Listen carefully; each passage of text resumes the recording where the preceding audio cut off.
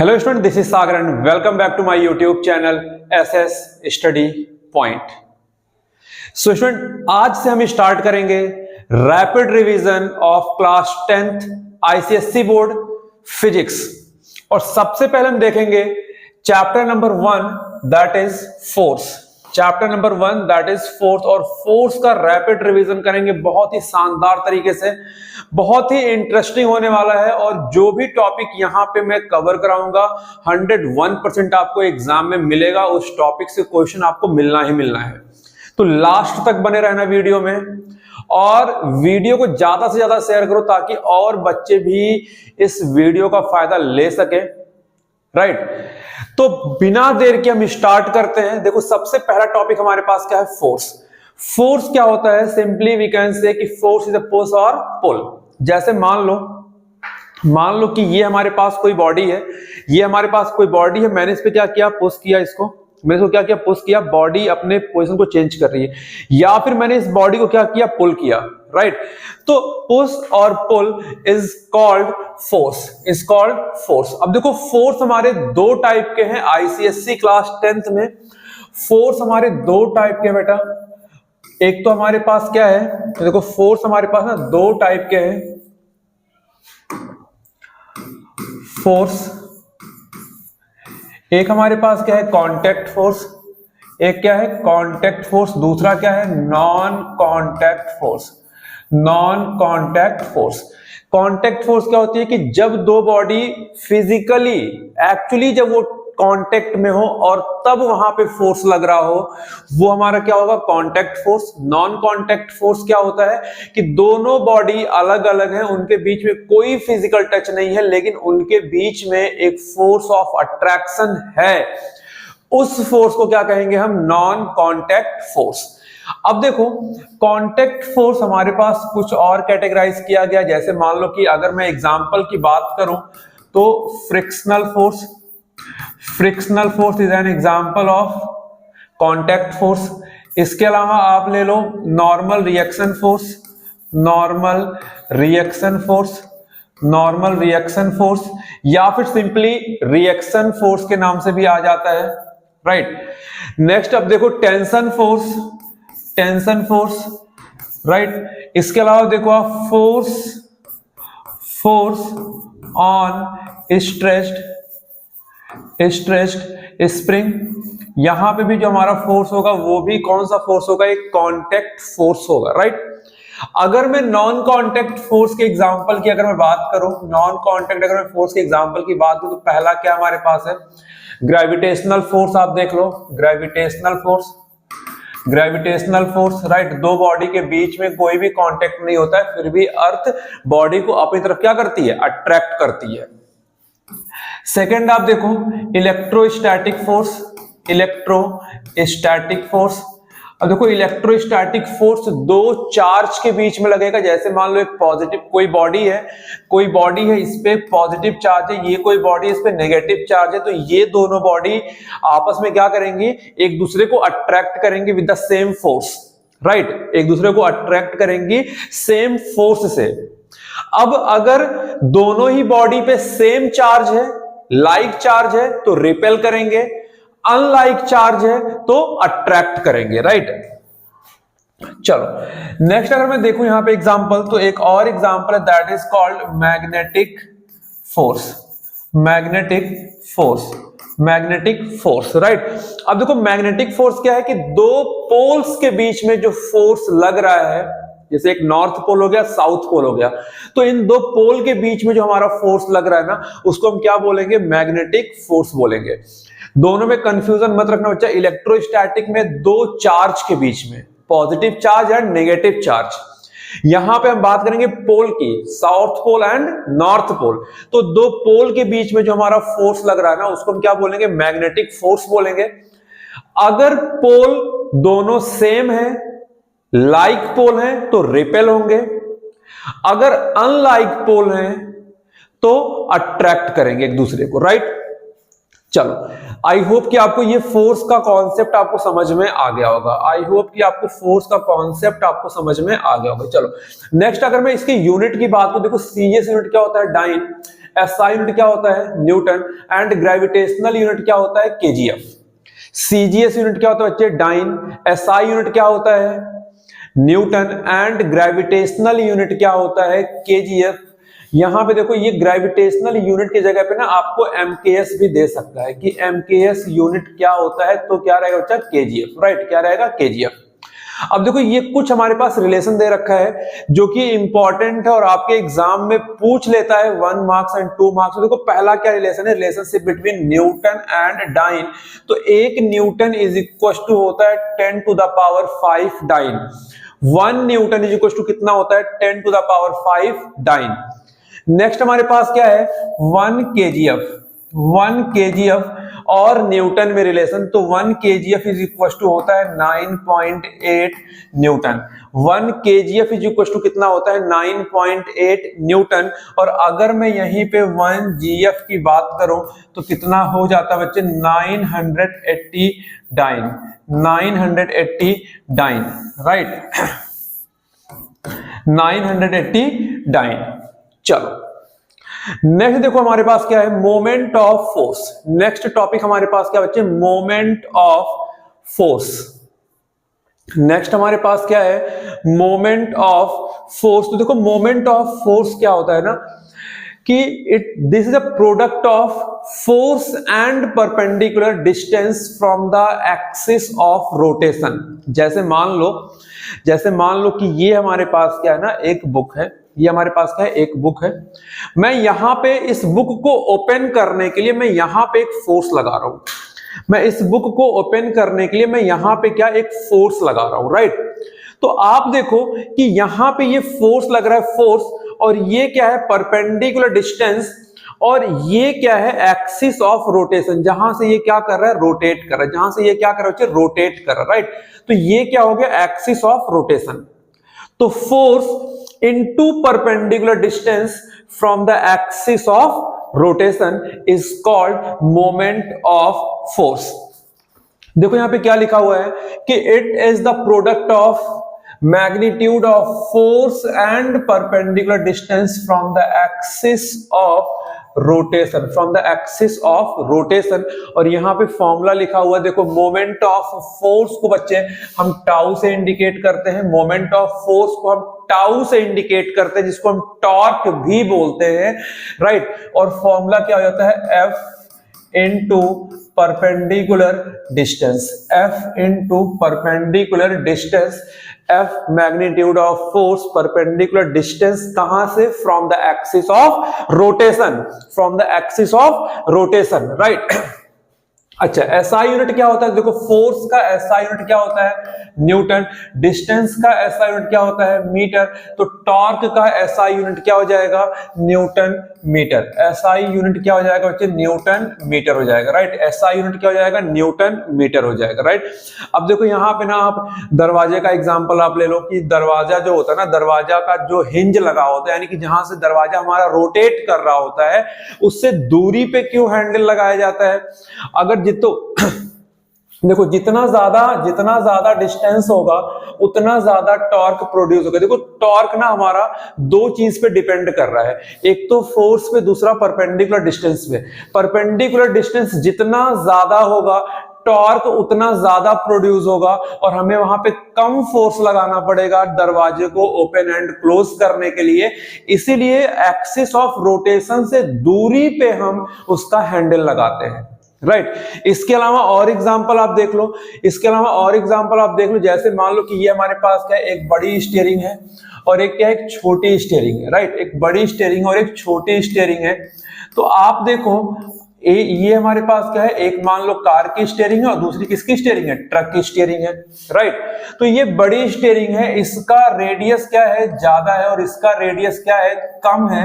तो रेडियस ज्यादा है तो ये ज्यादा टॉर्क प्रोड्यूस करेगा, और इसका रेडियस कम है तो ये कम टॉर्क प्रोड्यूस करेगा, राइट। तो इसी वजह से क्वेश्चन कभी कभी आ जाता है भैया कि ट्रक का जो स्टीयरिंग होता है ना, वो ज्यादा टॉर्क प्रोड्यूस करता है as compare to car steering.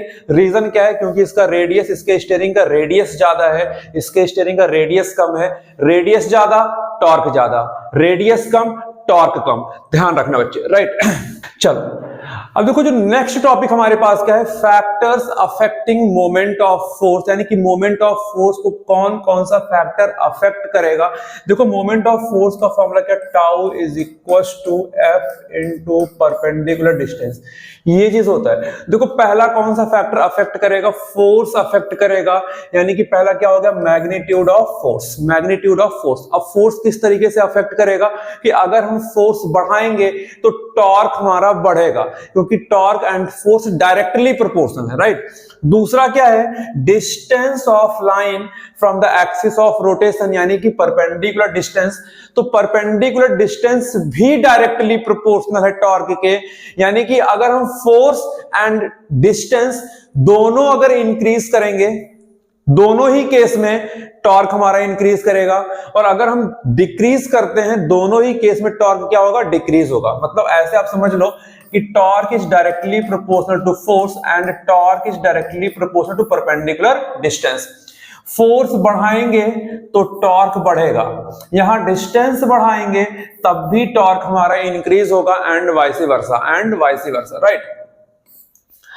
Third क्या कह रहा है, सेंस ऑफ रोटेशन क्लॉकवाइज और एंटी क्लॉकवाइज, मतलब हम क्लॉकवाइज रोटेट कर रहे हैं या फिर एंटी क्लॉकवाइज रोटेट कर रहे हैं, इस चीज पे भी हमारा टॉर्क या मोमेंट ऑफ फोर्स डिपेंड करता है, राइट। अब देखो कैसे हम पता करेंगे टॉर्क का डायरेक्शन, तो direction of torque is given by screw rule, is given by screw rule. अब देखो स्क्रू क्या होता है ना, कि स्क्रू जैसे अभी आपने देखा होगा जो नट बोल्ट होता है ना, वो स्क्रू पे होता है, उसको हम टाइट करते हैं या फिर उसको ढीला करते हैं, राइट। तो आप देखो कि अगर ये इस तरीके से, मतलब क्या कि अगर ये स्क्रू है और ये डायरेक्शन ये है, तो अभी ऐसे इसको घुमाएंगे, यानी कि एंटी क्लॉकवाइज, तो देखो ये पहले इधर धीरे धीरे ये ऊपर जाएगा, तो यानी कि हम इसको एंटी क्लॉकवाइज और अपवर्ड बोल सकते हैं, क्योंकि ये घूम के ऊपर जाएगा, राइट। तो एंटी क्लॉकवाइज या कह लो अपवर्ड, तो उस केस में क्या होगा, पॉजिटिव होगा, उस केस में क्या होगा, पॉजिटिव होगा, राइट। अगर यही चीज हमारा क्या हो गया, ये डायरेक्शन हो गया, तो आप देखो अब ये डायरेक्शन है, तो इसको जब ऐसे घुमाएंगे, इसको हम इस तरीके से घुमाएंगे, तो आप देखो ना ये नीचे आएगा, ये घूमते हुए ऐसे चलेगा, फिर ऐसे नीचे आएगा, ऐसे चलेगा, फिर ऐसे नीचे आएगा, राइट। तो क्लॉकवाइज इसको आप बोल सकते हो, क्लॉकवाइज, या फिर कह लो क्या, डाउनवर्ड, और ये कैसा होगा, नेगेटिव होगा, कैसा होगा, नेगेटिव होगा, राइट। तो हम स्क्रू रूल से पता करते हैं direction of moment of force. चलो नेक्स्ट देखो हमारे पास क्या है, moment of couple, next topic क्या है, मोमेंट ऑफ कपल।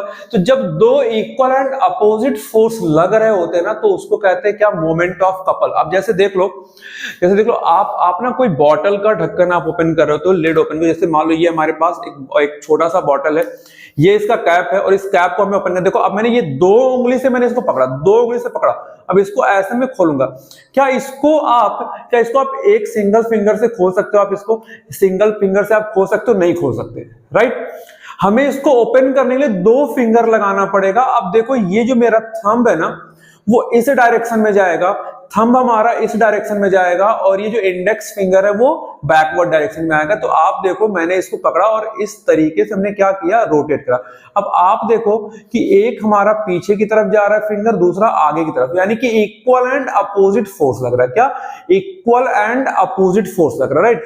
तो जब इक्वल एंड अपोजिट फोर्स लगे तो बच्चा उसको हम क्या कहते हैं, मोमेंट ऑफ कपल कहते हैं। देखो यहां पे क्या है, product of either one force and the perpendicular distance between the line of action of both the forces, equal and opposite force, right, equal and opposite force, और उनके बीच का जो perpendicular distance है। अब जैसे मान लो ये हमारे पास है एक, यहां पे मान लो 5 न्यूटन का फोर्स यहां पे लग रहा है, और यहां पे भी क्या 5 न्यूटन का फोर्स लग रहा है, राइट। और इनके बीच का जो परपेंडिकुलर डिस्टेंस है वो हम मान लेते हैं कितना, 10 मीटर है। कितना है बच्चे, 10 मीटर है, राइट, 10 मीटर है।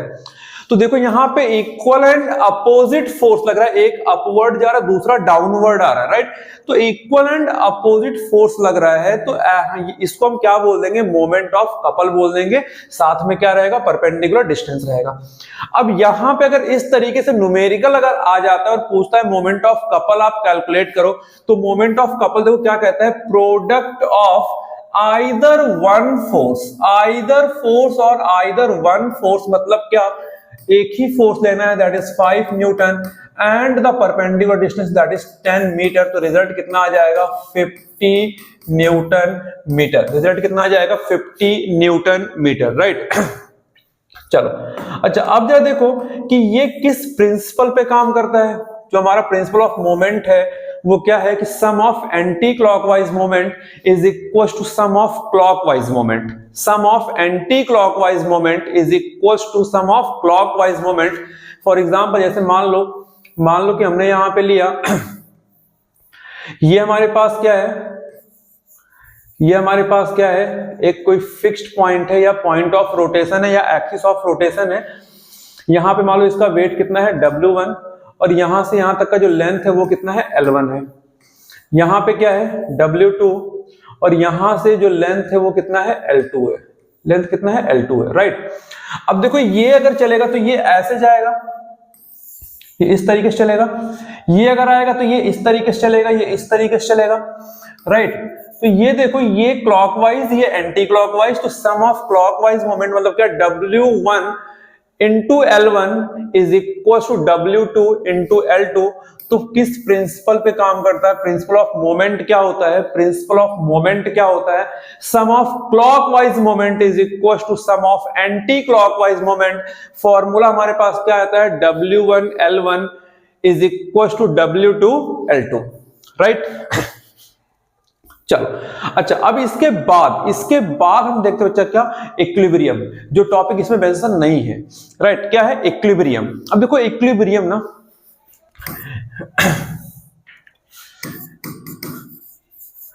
इक्विलिब्रियम देखो, इक्विलिब्रियम क्या होता है ना कि जैसे मान लो कि ये हमारे पास कोई बॉडी है, ये हमारे पास कोई बॉडी है, यहाँ ये बॉडी किस पे है, रेस्ट में है, या ये हमारे पास कोई बॉडी है वो किस में है, मोशन में है। ये किस में है, मोशन में है, राइट। ये बॉडी कोई मोशन में है।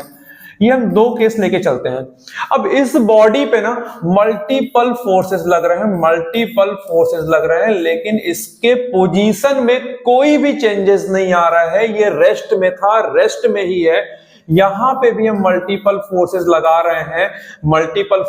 रहे हैं, लेकिन ये बॉडी मोशन में थी, तो मोशन में ही है। तो इसको हम क्या बोलते हैं, इक्विलिब्रियम बोलते हैं। इसको हम क्या बोलते हैं, इक्विलिब्रियम बोलते हैं, राइट।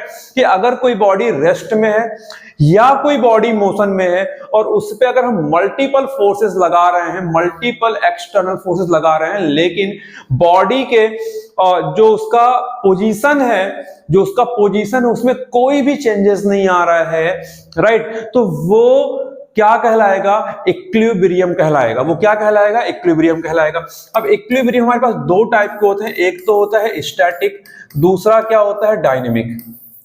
एक तो होता है क्या, स्टैटिक, दूसरा क्या होता है बच्चे, डायनेमिक होता है। स्टैटिक और दूसरा क्या होता है, डायनेमिक। स्टैटिक क्या होता है, जब बॉडी रेस्ट पे हो, जब बॉडी किस पे हो, रेस्ट पे हो, मल्टीपल फोर्सेस लग रहे हैं लेकिन कोई भी चेंजेस नहीं आया, तो वो हमारा स्टैटिक इक्विलिब्रियम कहलाएगा। डायनेमिक कब होता है, जब बॉडी किस में हो, मोशन में हो। जब बॉडी किस में हो, मोशन में हो, राइट। जैसे मान लो कि ड्रॉप ऑफ वाटर यहां पे गिर रहा है, इसका कुछ वेट होगा। ड्रॉप ऑफ वाटर नीचे की तरफ आ रहा है, तो इसका वेट डाउनवर्ड एक्ट करेगा।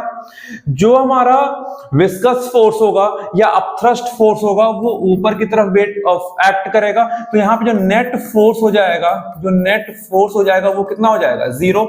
नेट फोर्स हो जाएगा जीरो, और ये कांस्टेंट वेलोसिटी से नीचे की तरफ चलती चली जाएगी। यानी कि मोशन में थी, फोर्स लगा, लेकिन कोई भी फर्क इस पे नहीं पड़ा। ये नीचे की तरफ आ रही थी एक कांस्टेंट वेलोसिटी से, और नीचे की तरफ ही आती चली जाएगी, राइट। तो वो हमारा क्या होगा, डायनेमिक इक्विलिब्रियम हो जाएगा। क्या हो जाएगा बच्चे, डायनेमिक इक्विलिब्रियम हो जाएगा, राइट। तो ये था हमारा एक टॉपिक। अच्छा, एक टॉपिक और यहां पे रह जा रहा बच्चे, एक टॉपिक और यहां पे रह, जो कि अगेन मोस्ट इंपॉर्टेंट टॉपिक है। मोस्ट इंपॉर्टेंट टॉपिक है और वहां से आपको 100% एक क्वेश्चन मिल जाता है, वहां से आपको ना 100% एक क्वेश्चन आपको मिल जाता है, राइट। यहां से ना आपको 100% एक क्वेश्चन आपको मिल जाता है। देखो ये चीज, ये आप रट लो भैया, इसको आप रट लो, इसको आप रट लो, जहां से आपको 101% एक क्वेश्चन आएगा, centre of gravity of some regular object. लेकिन उससे पहले हम जान लेते हैं कि सेंटर ऑफ ग्रेविटी है क्या। देखो सेंटर ऑफ ग्रेविटी है क्या, जैसे अगर हम किसी भी बॉडी की बात करें, किसी भी बॉडी की हम बात करें, जैसे मान लो कि ये एक हमारे पास बॉडी है, ये हमारे पास एक बॉडी है और ये छोटे छोटे पार्टिकल से मिलके बना होगा, ये छोटे छोटे पार्टिकल से मिलके बना होगा, राइट। तो हर एक पार्टिकल का कुछ ना कुछ वेट होगा।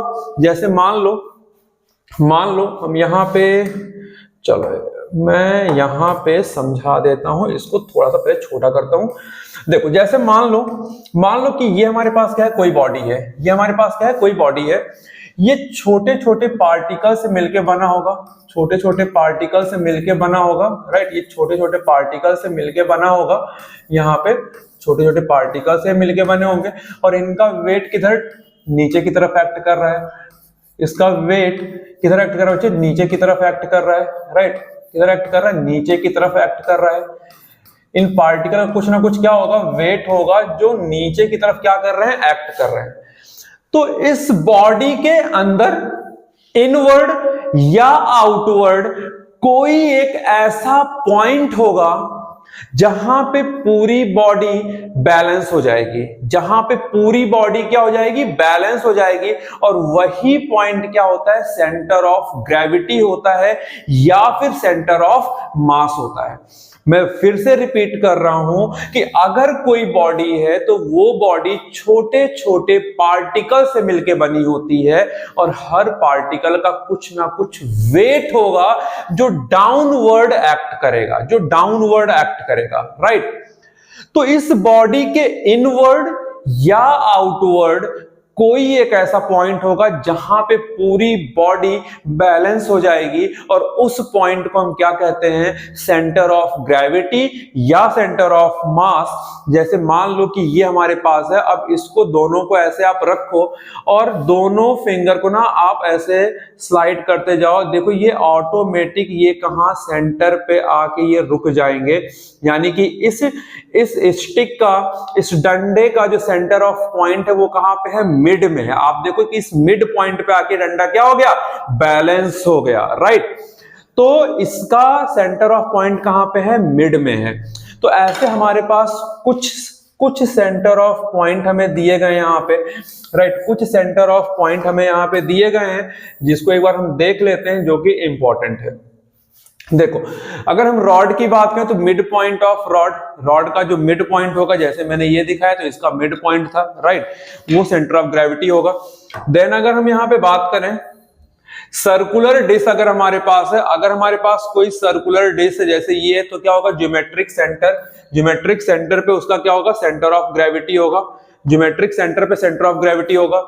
अगर सॉलिड या फिर हॉलो स्फीयर है तो ज्योमेट्रिक सेंटर ऑफ द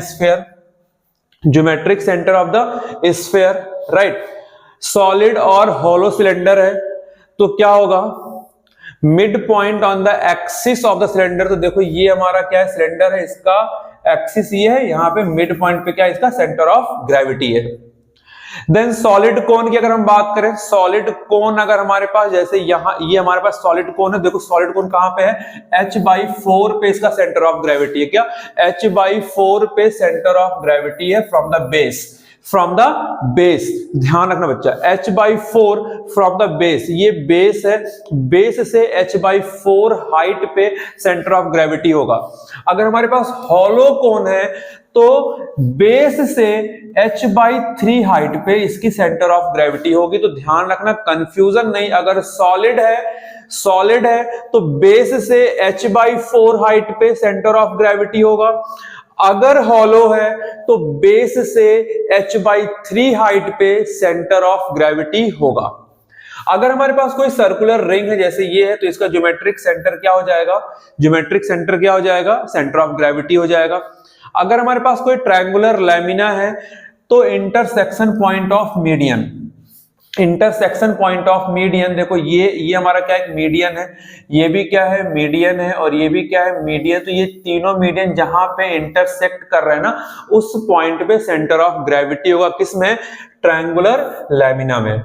और अगर हमारे पास पैरेललोग्राम है, रेक्टेंगुलर लैमिना है, स्क्वायर है, रोम्बस है, तो जहां पे डायगोनल इंटरसेक्ट करेंगे, इनके डायगोनल्स जहां पे इंटरसेक्ट करेंगे, वो हमारा क्या होगा, सेंटर ऑफ ग्रेविटी होगा, वो हमारा क्या होगा, सेंटर ऑफ ग्रेविटी होगा, राइट। तो आई होप कि आपको फोर्थ चैप्टर अच्छे से समझ में आ गया होगा। आप क्वेश्चन करते रहिए, अगर किसी क्वेश्चन में डाउट है तो आप कमेंट सेक्शन में क्वेश्चन अपना लिखें, आपको उसका रिजल्ट दे दिया जाएगा, उसका आंसर आपको बता दिया जाएगा। मिलते हैं नेक्स्ट वीडियो में रैपिड रिवीजन के साथ।